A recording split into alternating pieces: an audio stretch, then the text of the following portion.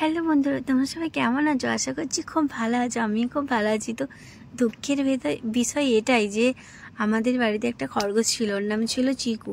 তো চিকু আমাদের মধ্যে আর নেই, চিকু মারা গেছে। হঠাৎ করে দেখলাম যে রাতের বেলায় উঠে ও নাকি মরে পড়ে আছে। আমার মনে হয় যে ওকে কিছু বিষাক্ত কিছু কামড়েছিল, তার জন্যে হয়তো হঠাৎ করে। নাহলে ও তো ভালোই ছিল।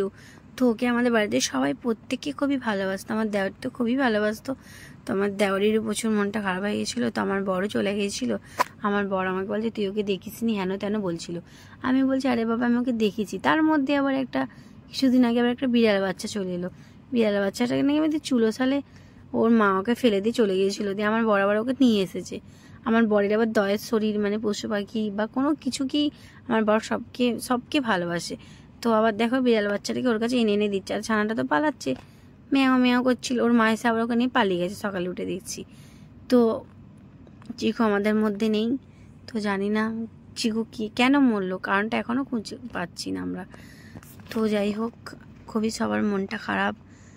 তো এটা মানুষ হলে হইচই হতো, এটা পশু পাখি বলে কেউ কিছু মনে করছে না। তো ভিডিওটা এই পর্যন্ত।